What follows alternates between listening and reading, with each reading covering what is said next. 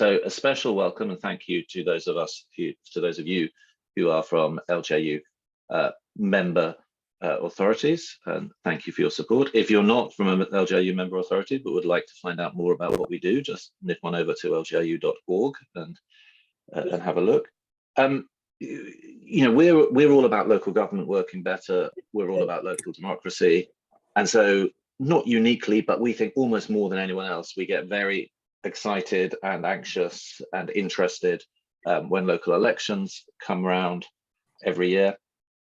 And what we want to we do research to sort of see where the public are on this. We look at, you know, how local authorities are responding to new developments in elections, and we try and think about what the issues are that really need to sort of come forward as we head into this set of local elections. What we don't do so much is use them as a sort of glorified opinion poll and try and sort of read the tea leaves of what they say about the relative prospects of the major parties, because we think that first and foremost local elections are local. They're substantive local elections which will elect the councillors who will make some very tough decisions over the years to come. So we think it's important to keep that focus on them. We have a fantastic panel with us here this morning to talk a little bit about some of the issues these elections throw up. We're going to hear from Kieran Pedley, who's Research Director in Public Affairs, Politics and Society at Ipsos UK. He's going to talk a little bit about some of the research that Ipsos have done for us that we're launching this morning. We're going to hear from Dr. Hannah Bunting, who's a lecturer in quantitative, which I can almost never say, so I'm pleased to have got the quantitative British politics at the University of Exeter. Delighted to have her joining us this morning. And we're going to hear from our very own Dr. Greg Stride, who's a researcher at LGIU and is a specialist in all things electoral. So we're going to hear from each of those in turn for about 10 minutes or so in that order. We'll then have some time for Q&A from the audience. I'll talk a little bit about how that will work when we get to that bit, and then we'll have a final comment from each of the speakers, and we will finish at 10:45 as a hard stop. My one skill in life is finishing meetings on time, so I guarantee you'll be out of here at 10:45. So what better way to spend a drizzly Friday morning? Let's kick off. If you could keep yourselves on mute while we listen to the speakers, and then I'll bring you guys in when it's time to hear from the audience. So yeah, first up is Kieran Pedley from Ipsos. Kieran, over to you. Unmute myself. Thank you, Jonathan. Thank you, everyone. Given that I work in numbers every day, Jonathan talking about saying quantitative, I often struggle with statistical significance, which is something that I'm regularly having to say in my presentations. So I wouldn't even attempt it, Kieran. So you have my sympathies, because you'd have thought that's something that I could say very easily, but it doesn't exactly roll off the tongue. Jen and team, am I sharing my screen, or are there slides that? Yeah, okay, fine. So welcome everyone. My name's Kieran Pedley. I'm Director of Politics at Ipsos, and I've been working with the team here to undertake some polling around the local elections, not to be confused with voting intention. Hopefully you can all see my screen now. But one of the things we've been looking at, or two things really, is public opinion on the role of local government and the public's engagement with it, but then also some very specific polling around the new voting ID rules that are coming in, so public support for that, but also how people might behave. So to do that, we did some nationally representative polling in England only, because I'm sure we'll come to, but one of the things that people will know is that the local elections coming up are only in England, or at least within Britain, they're only in England. There are some elections in Northern Ireland too, but we're focusing on England today. And as I say, I've got about 10 slides, so I'll rattle through them quite quickly. But I think, first of all, on the public's engagement with local government, I think the first thing to say is that the public do recognise the importance of the role of local councils and local councillors in everyday life. So one of the questions that we asked was, we gave people a list of different groups of people, different entities, and said, which of the following, if any, do you believe have the most impact on people's everyday lives, but also the quality of life in your local area? And you can see on screen the relative ranking of different organisations and groups of people. But I think what was striking is that people recognise, despite the complaints they might have with local government, the significance of the role that local councils play, particularly in terms of the impacts that they have on the quality of life in their local area. So people do recognise the importance of local councils. And when we ask people how much they trust different groups, different entities to act in the best interests of people in their local area, what we find very clearly is that people trust their local council, either a great deal or a fair amount, or their local councillors more than they do central government. So the UK government, the local MP, the national media, the civil service, and so on and so forth. It should be said that isn't exactly a ringing endorsement for local government, because the public are reasonably split on the subject. So 49% trust their local council a great deal or fair amount, 45% trust them not very much, not at all. But relative to central government and national politicians, certainly more trusted. However, when we compare to local businesses and local community groups, but also the police, we can see there are other types of organisation or groups of people that are more trusted. So perhaps not a ringing endorsement of local government, but certainly more trusted to deal with local issues than the national politicians.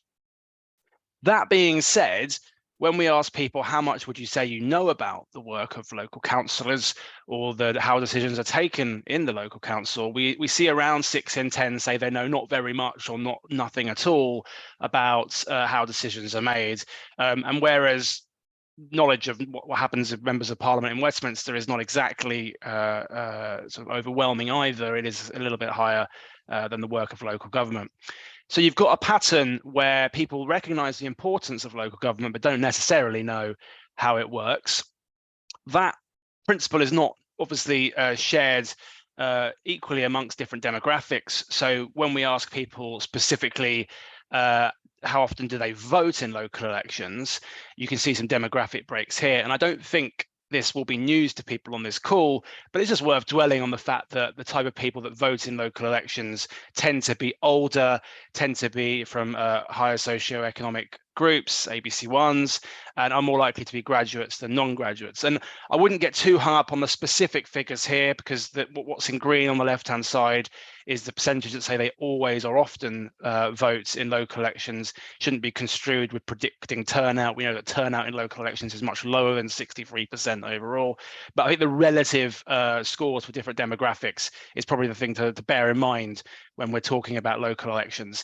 And when it comes to, perhaps unsurprisingly, how knowledgeable people are, those people that vote regularly, always or often, tend to be a bit more knowledgeable about what happens in local councils or the work of local councillors than people that either sometimes or rarely or never vote.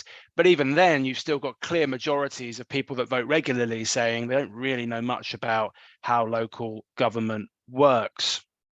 Final word on local government before we turn to voter ID rules.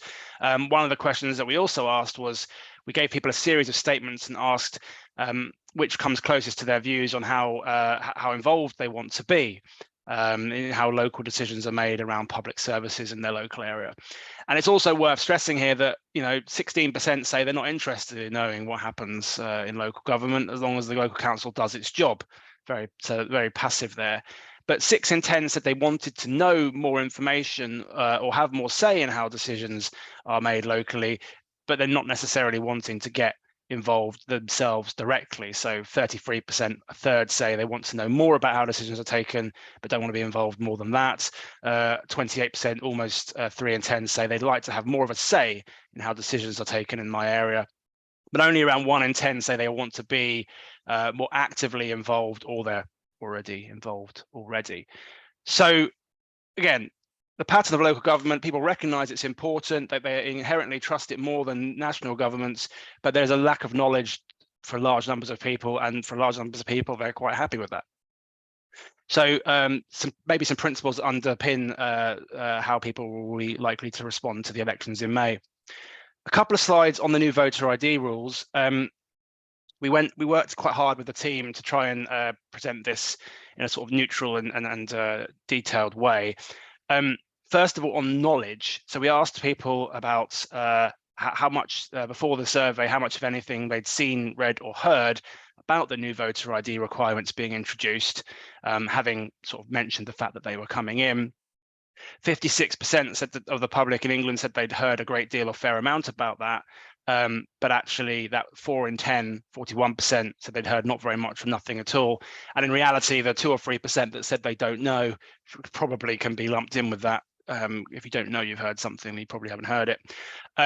Now, there is more knowledge amongst people that always or often vote. So 66% of people that regularly vote in local elections said they'd heard a great deal or fair amount. But even then, 1 in 3 of that group hadn't heard much at all. So we're heading towards towards polling day with a good number of English people or the English public not really hearing much about what's been going on. Having said that, at the end of the survey, we're sort of going in a circular route here. The very final question was around, and we'll go back to the actual types of ID in a moment and understanding of that. But at the end of the survey, we asked people, we presented some of the arguments for and against the production of voter ID. So some people say it's necessary to prevent voter fraud. Others say it's unnecessary and makes it harder for some people to legitimately vote. And then we asked people whether they supported or opposed these new rules. And I think what's interesting is that 49% of the public in England supported these new rules, 26% opposed, and then around 1 in 5 are neutral. So as is usually the case with these things, there's a couple of different ways you can interpret these numbers. On the one hand, you've got almost twice as many supportive of these rule changes than opposed, but at the same time, you've got around half supportive and around half either in opposition or neutral on the subject. So what I would say here is clearly the public more likely to support than oppose. You can see lower down on this chart that there's strong partisan differences there between 2019 Conservatives and 2019 Labour voters. But of course, with that degree of neutrality in the middle, if things seem to not go very well in May, maybe that will change. Maybe some of those neutrals would move to opposition and so on and so forth. But at the moment, more support than opposition. Last couple of slides from me before I hand over to the panel. We asked about ID and what, we said to people, imagine you plan to vote in person at a polling station, given that you need to bring photo ID with you. So we made very clear in the question wording that people need to bring photo ID with you. Which of the following types of ID, if any, would you be most likely to bring so that you can vote? Now, we asked people to choose the one form of ID that they would be most likely to bring. So the important thing here is we are not saying that if the number of people that choose the wrong form of ID will somehow be disenfranchised. We don't know what else they might have on their person, and we don't know if they'll just go home and get something and then come back. So we're not making a judgment at Ipsos about the number of people that will be disenfranchised or will choose not to vote as a consequence of this change. We're just trying to get a sense of people's understanding of the rules. Now, the overwhelming majority said they'd bring a driving license, 55%, or a passport. I should also say this is amongst registered vote. This particular question was asked amongst registered voters in areas of England where elections were taking place. So we made a very conscious effort with this question to try and get voters. But 12% said that they're most likely to bring some form of ineligible form of ID with them. So you can see there in red, 5% said they bring their poll card, 3% their council tax bill, a small number of student cards and utility bills, or people saying they don't have any of the documents on the list. So clearly, given that we've mentioned in the question wording that you require photo identification, even then, clearly a degree of misunderstanding. But we are not saying, I want to be really, really clear, I don't know how these things get misunderstood, that somehow 12% of voters will not be able to vote or will be disenfranchised. They might have other ID with them, they might go home and get it, but clearly misunderstanding there.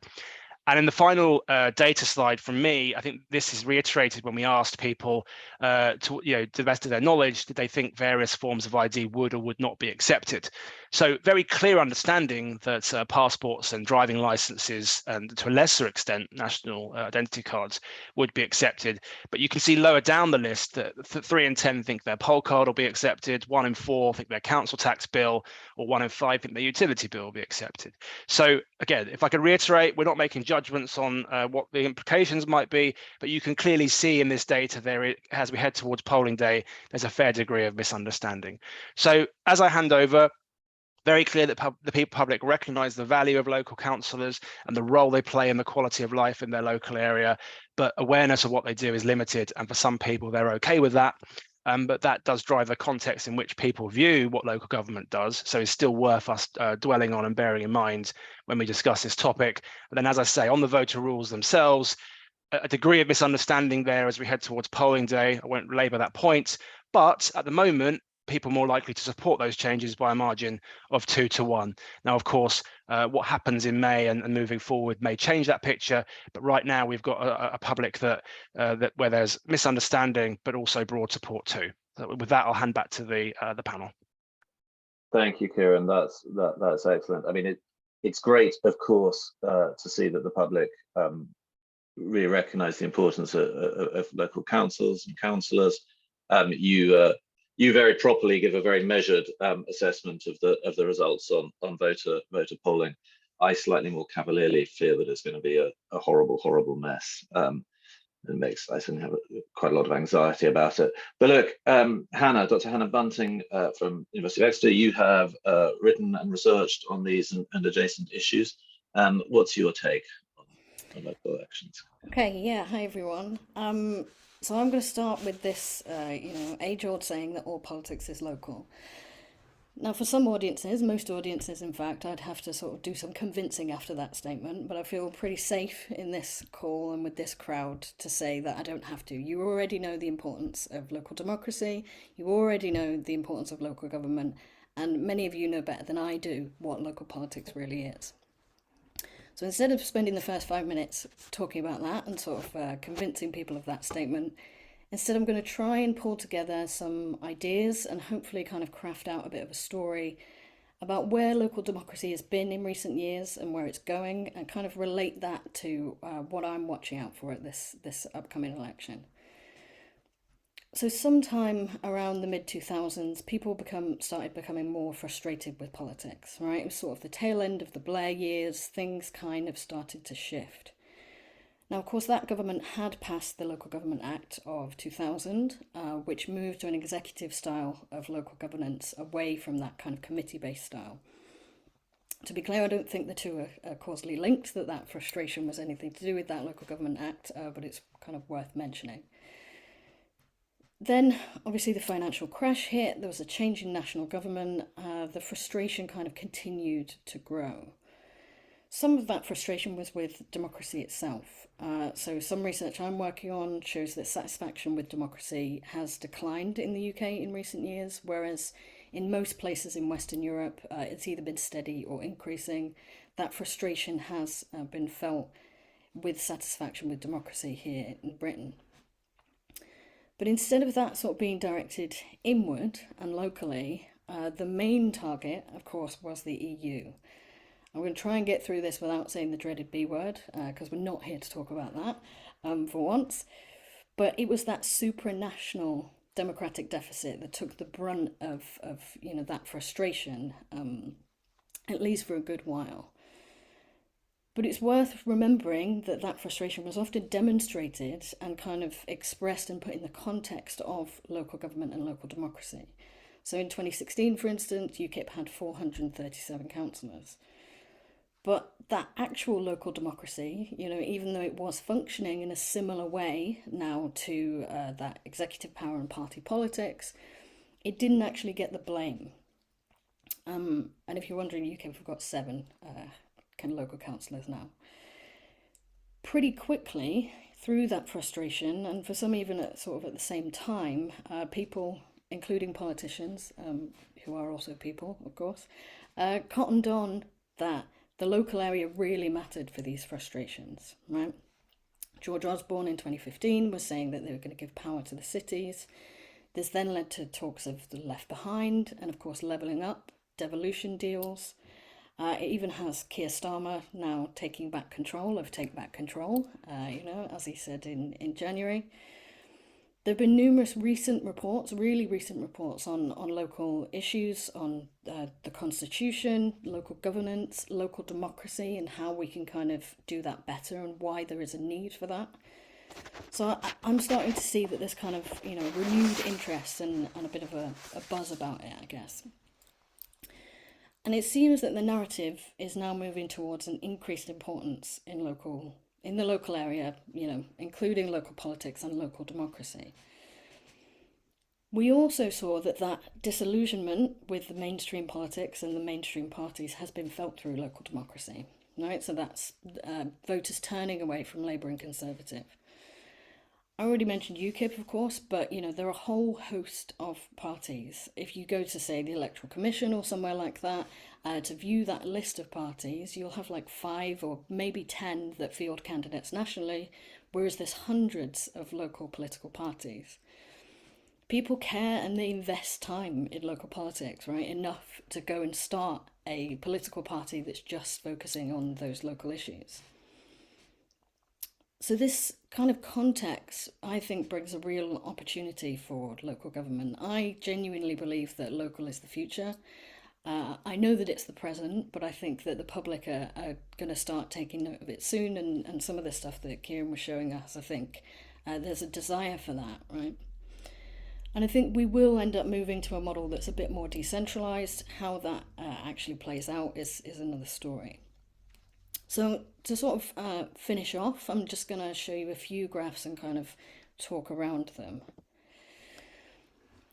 So this is showing that we know turnout is lower at local elections, right? So the graph here shows the average turnout, that sort of dark line in the middle of those boxes is the median average, and where most values fall, which is within that box.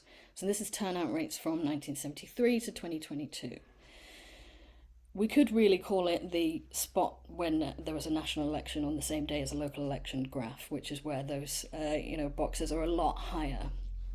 But if we ignore those for a minute, we can see that turnout has kind of steadily declined over the years if we look from that whole period.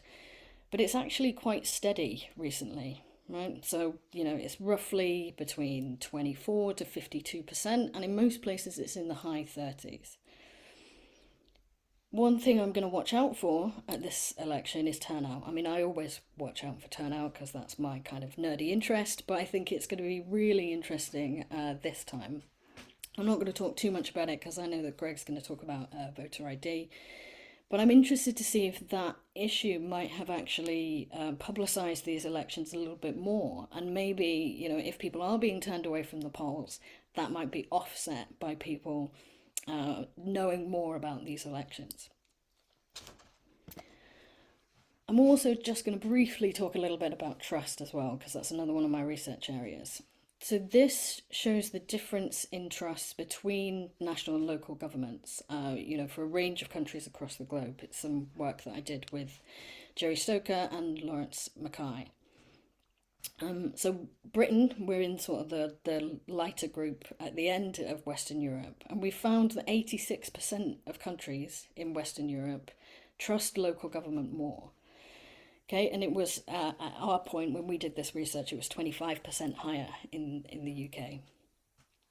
But what we've also noticed is that countries where local governments have a high spend, mainly because they've got greater responsibilities and they've got clearer powers and they look more like a national government, that trust gap starts to almost disappears basically, and then local government can suffer from the same low trust as national government.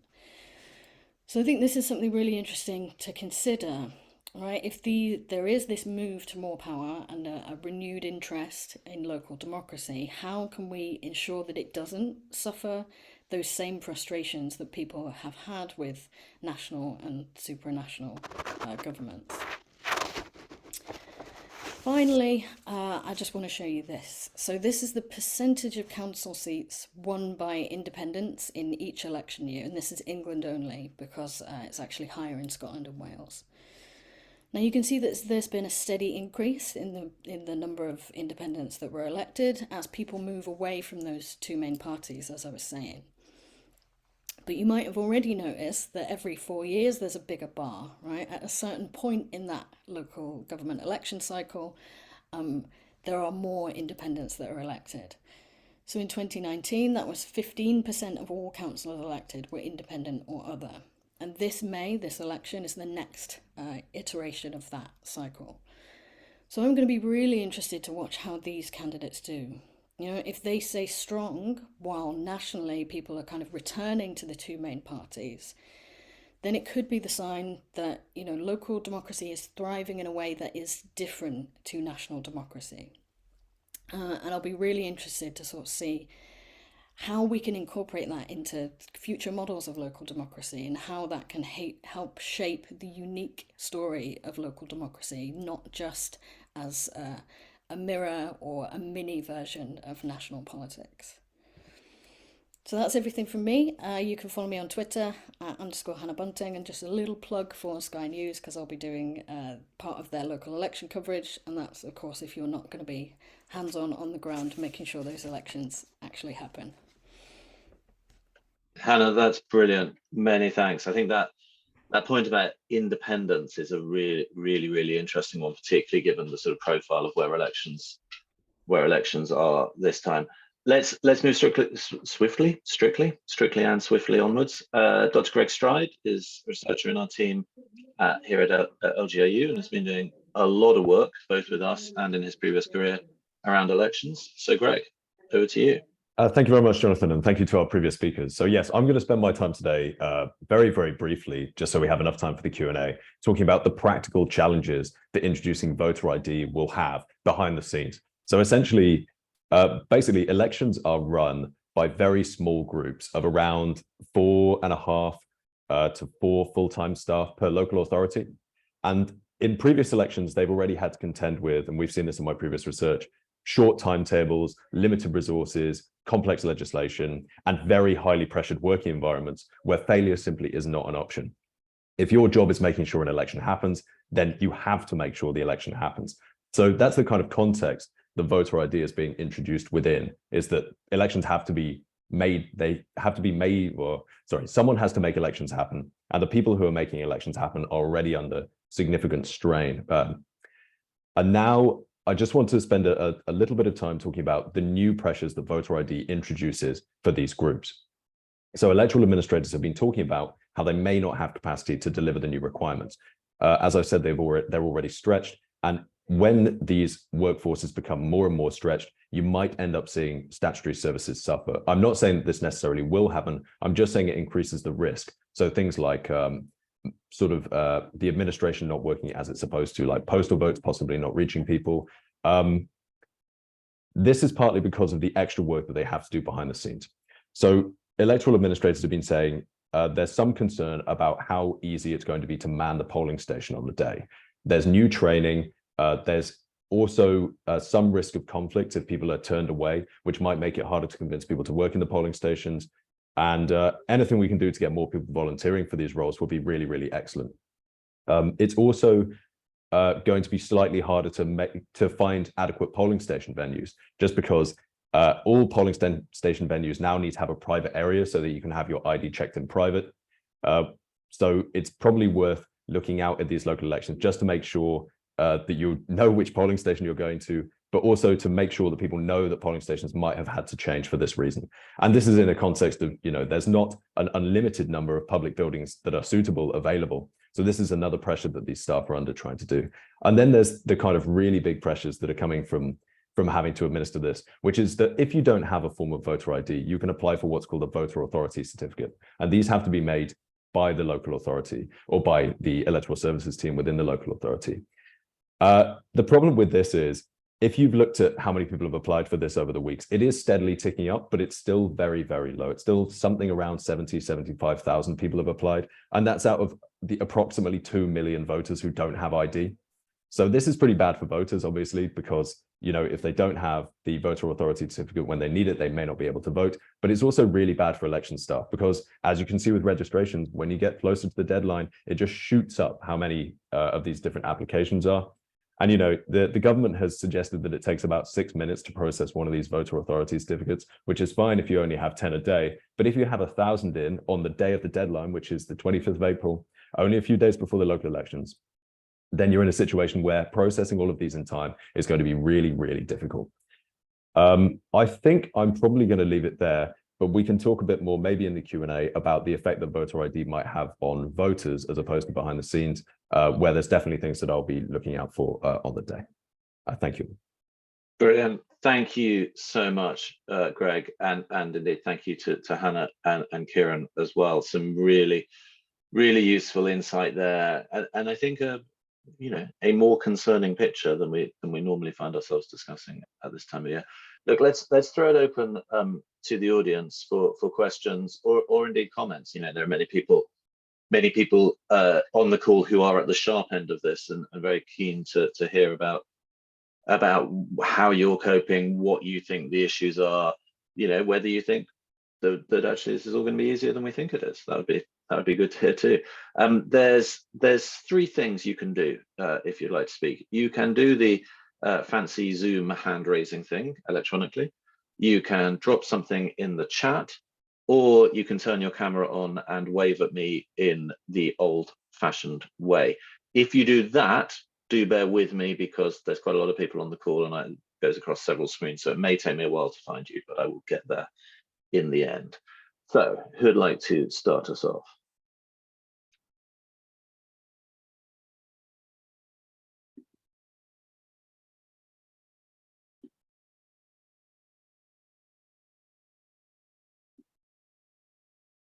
Or maybe I will throw a question in while you're all thinking about it.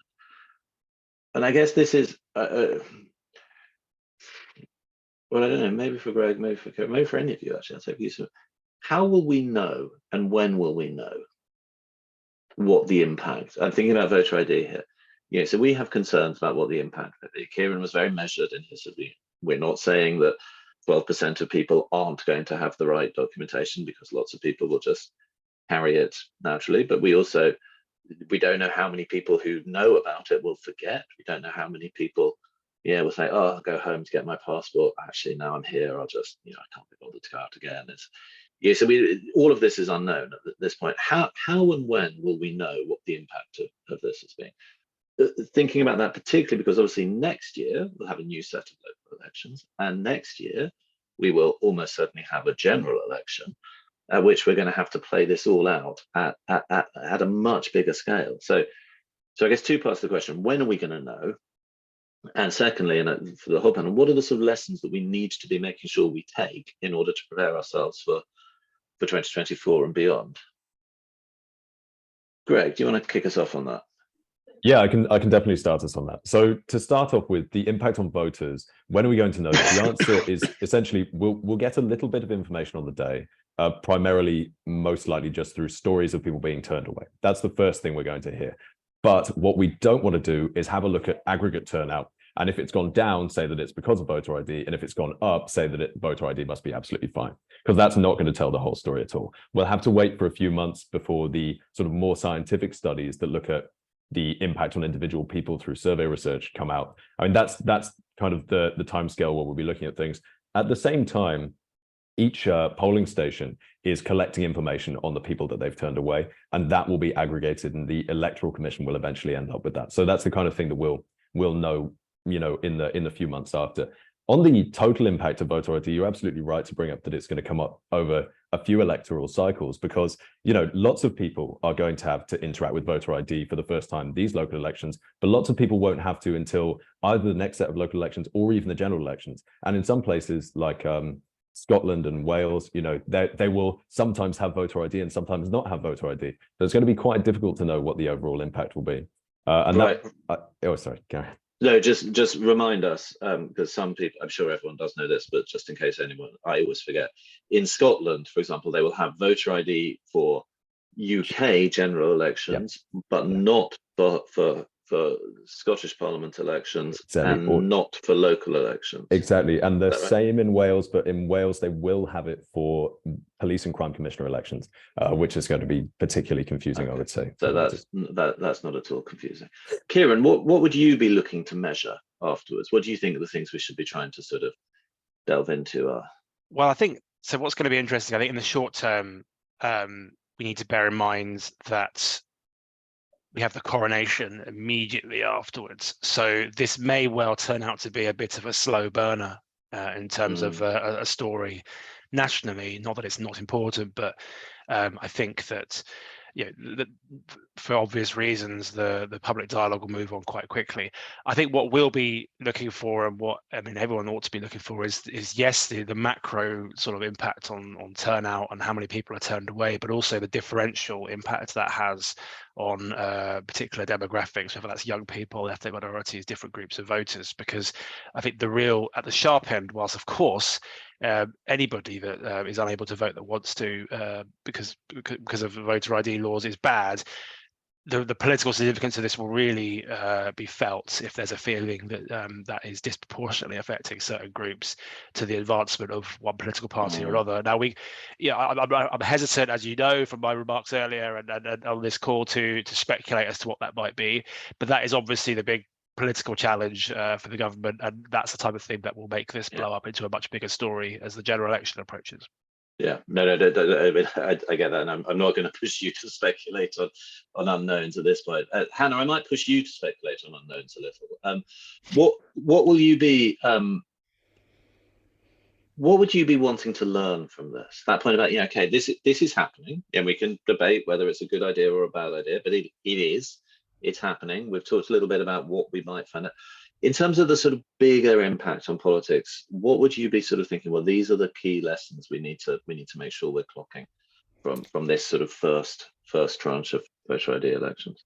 Yeah, I think broadly speaking, if we go really, really sort of high level, I think this issue of ID overall is going to become more salient as we head to the next general election. We've heard about talks of everybody having a national ID card before, and that was been scrapped many times, but then brought up again. I think if we carry on with the stop the boats type narrative, I think this having an identity card is going to come up again. So I'm really interested to see whether whatever we learn from this iteration of the election cycle, this sort of first time that it's introduced, plays into that bigger story and what the reaction is going to be. I think it'll either be, if it's a disaster, then that might mean that we call for a national identity, of course, and then everybody's got one.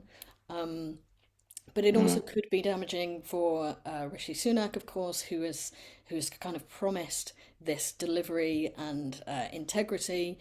And as Kieran said, especially if it disadvantages certain groups, that could really feed into a public feeling that maybe actually this probably shouldn't have been rushed through. We weren't ready for it. We didn't know what was going to happen, and it hasn't gone well at all. So those are kind of the big level political things that I'll be looking for. And potentially plays into a bigger conversation in terms of ID around citizenship and what it is to be a citizen and what you have. I asked Kieran's colleagues about this yesterday, and I don't think there's any very recent stuff on public attitudes towards ID cards, but they were pointing out that back when it was a live political debate, support from in the public was actually quite high for that, and it was otherwise. Right, I've got a couple of questions in the chat. A question from Lucy Brinkley for everyone, but particularly for Kieran.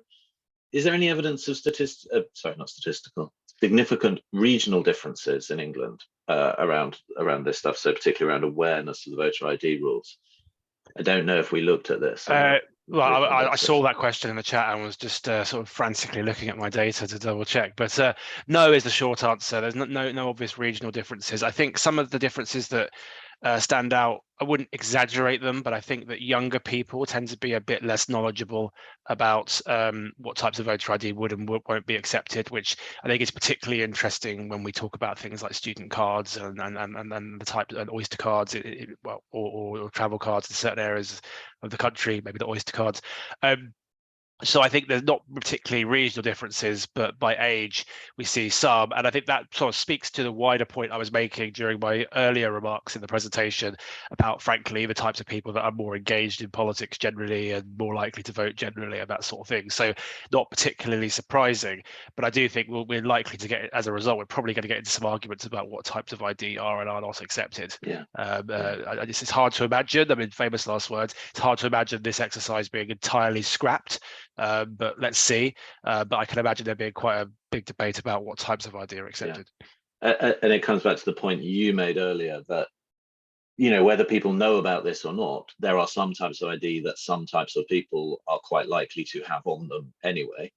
And some of those are accepted and some of those aren't. And there is quite an age difference on that. Yeah, just to briefly sort of talk to the point you mentioned earlier about ID cards. I think that there's an important point here. We were talking yesterday, weren't we, about this principle of civil liberties and the notion of being asked to produce ID. I think the thing that to understand in terms of public opinion, and you can almost whilst it's not the same issue, you can always think back to the pandemic and some of the lockdown rules there and people's acceptance of those, that there was a very small minority that were very vocally opposed to those rules, but actually the overwhelming majority sort of, for want of a better phrase, went with it because that they thought that was okay. With producing ID and identity cards and things like that, there's an awful lot of people out there that will have their driving license on them or something similar and won't particularly think twice about the notion of having to produce it to vote, because they have to produce it in lots of other circumstances too. Obviously, where it becomes more challenging, without repeating the point, is for certain demographic groups that don't have that or are more likely to have other forms of ID that might mean they're turned away. Yeah, there's also, and I mean, I don't want to take us off in this direction, and there's no way of measuring this, but there's also it's not just about whether people can and can't vote, do or don't have identity. There's also the impact of seeing what happens around you.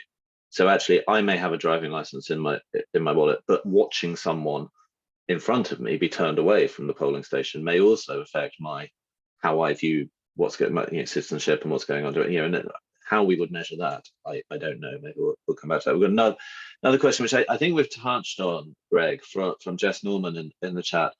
This is the only. Well, I mean, obviously there were pilot areas previously around with voter ID, but this is the only kind of national local elections across the country that the government's going to have a chance to review. Well, maybe it is, maybe it isn't before the next general election. We'll see. Might be another set. Will we really be able to tell before we get into a general election whether voter ID requirements do have a kind of suppressive effect on some sections of the electorate? I guess the answer from what you've all been saying is we probably won't know that before very soon.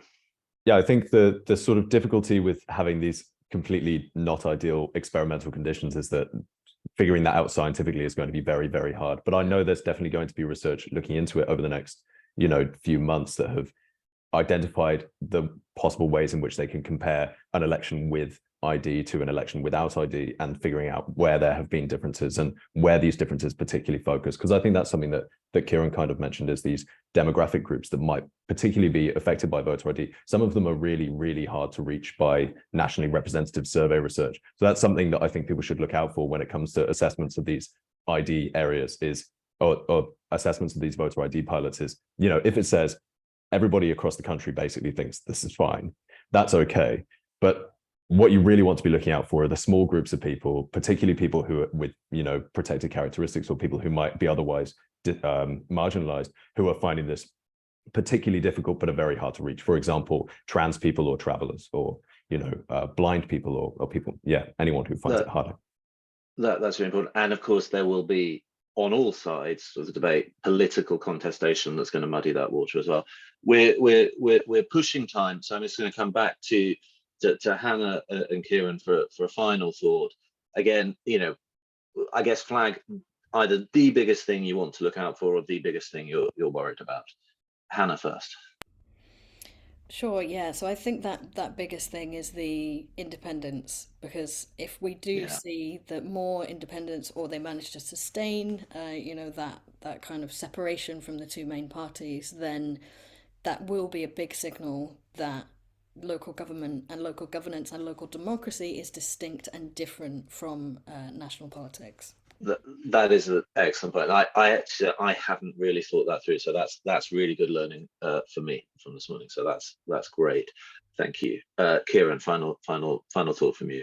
Yeah, I mean, you could spend a lot of time on this, which I won't, but I think that, with any local elections, whilst we have to bear in mind that the turnout is considerably lower than general elections, and that there are times in the past where a party that's done well in a local election goes on to lose, we're looking for the macro volume of vote shift or swing towards Labour. We should expect a national vote share swing towards Labour in the local elections, but the scale of that is going to give us the first sort of real world votes for a while to indicate whether or not Rishi Sunak Sunak is tightening the polls and to what extent that comeback is, the fabled comeback is realistic. So that's some of the stuff that we're going to be looking out for, with all the usual caveats around local elections and comparing them to general elections.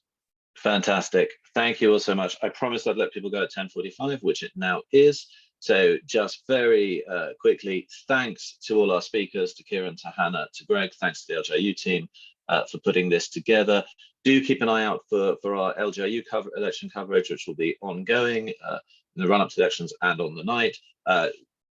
Watch out for Hannah on Sky News. Kieran, I'm quite sure, will also be popping up in various parts of the media to talk about this. So thank you to all of them.